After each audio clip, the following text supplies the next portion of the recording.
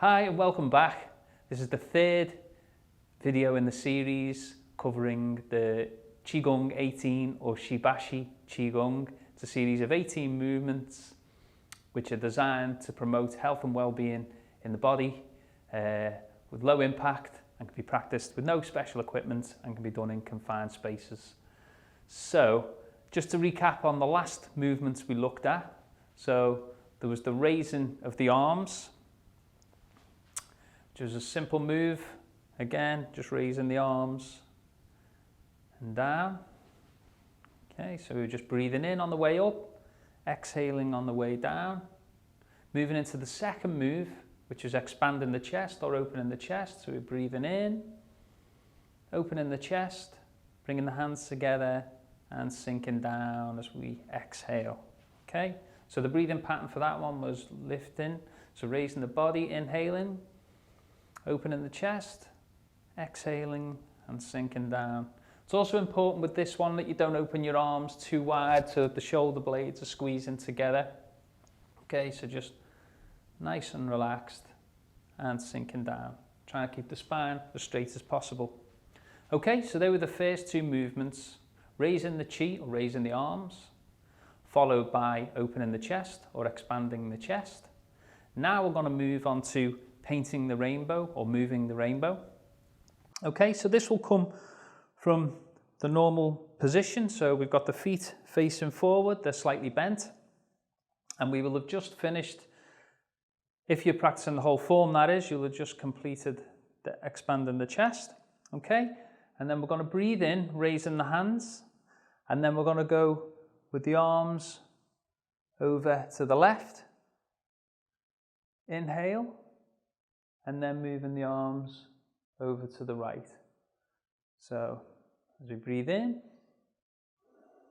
breathing out, breathing in, and breathing out, breathing in, and breathing out.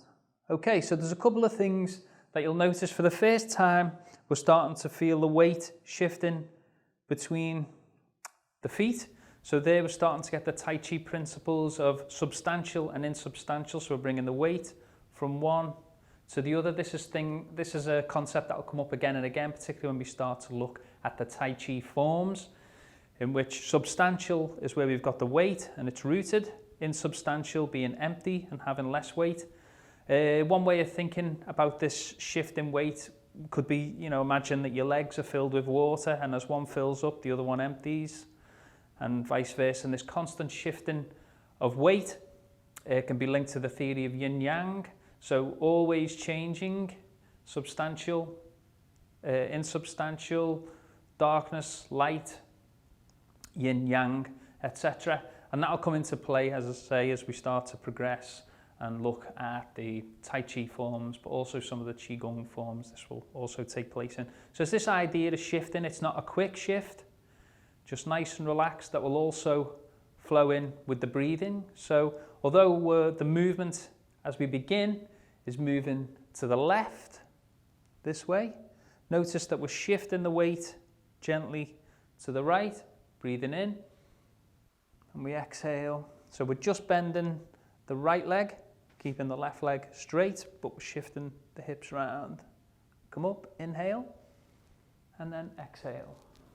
Okay, and then you can get into a rhythm, breathing in and breathing out, breathing in and breathing out. And we're just allowing, as we bring the arm up, a slight flex of the wrist. So we're bringing the tendons of the wrist into play, a slight gentle stretch.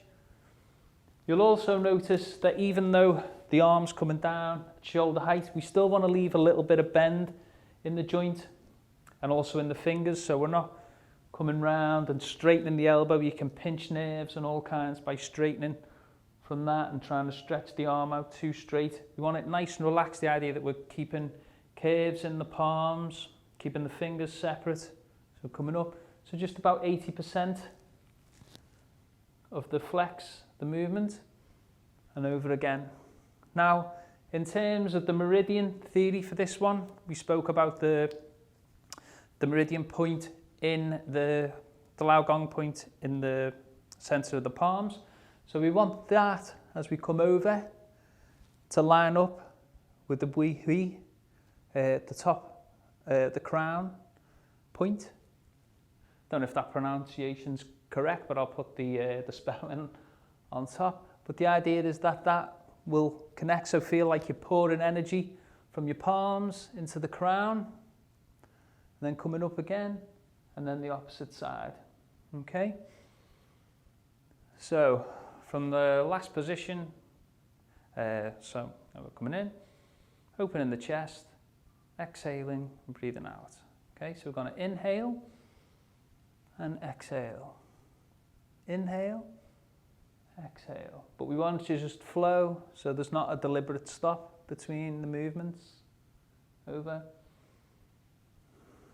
and down. Feeling the shift of the waist and the slight turning of the body. So this is good for digestion. It's good for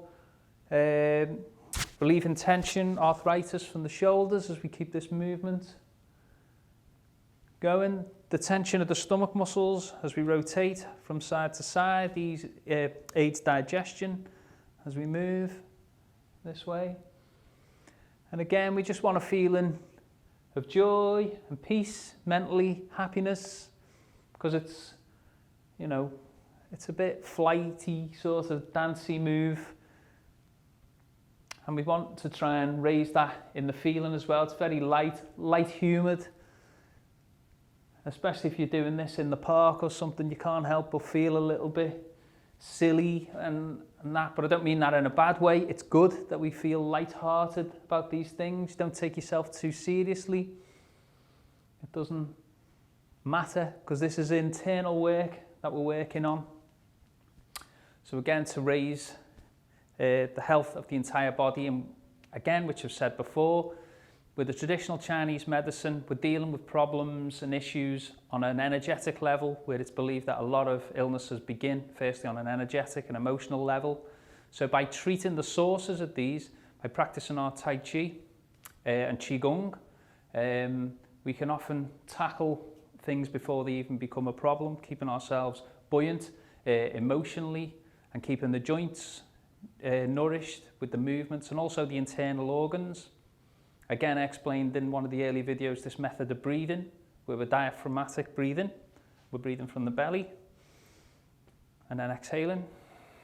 We're also giving the internal organs a massage, so keeping them nourished.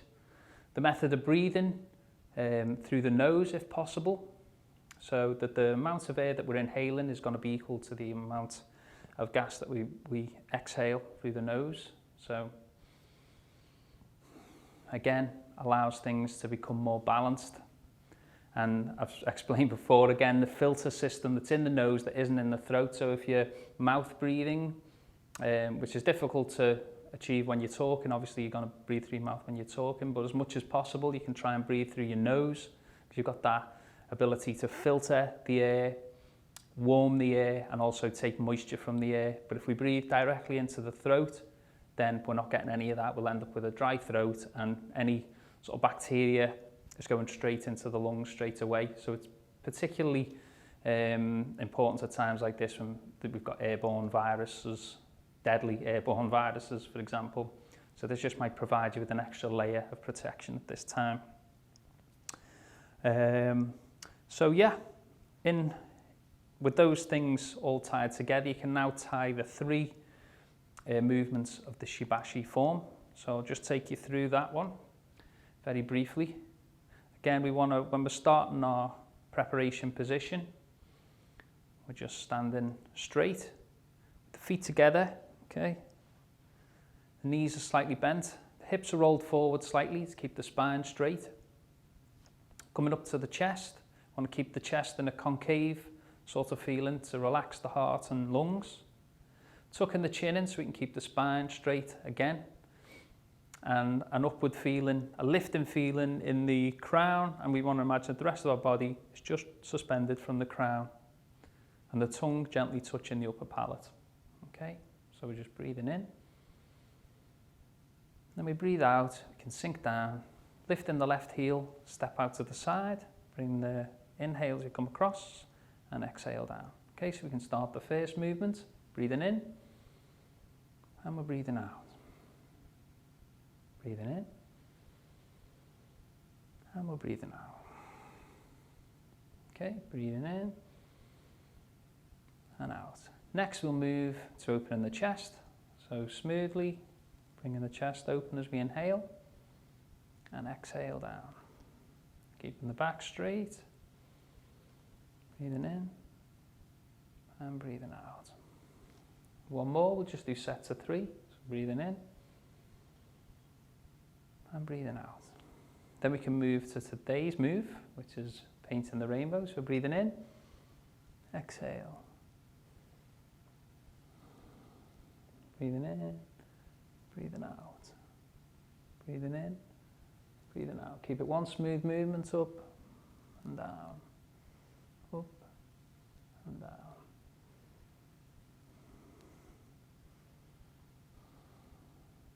Okay. And relax. Okay, so I'll leave you with that. A couple of things to say, that you can practice any one of these movements on their own. So although this is going to be part of a longer form consisting of the 18 parts, each one of these movements can be practiced on their own as many times as you like, preferably in groups of 6 or 8 on either side, a good number. Tai Chi practice, Qigong practice, for best results, is probably around 20 minutes a day. So yeah, I hope this is helpful. As I say, if you still think it's helpful, like the video, share it, subscribe, and look after yourselves, each other, and stay safe, stay healthy, and I'll see you in the next episode. Thank you.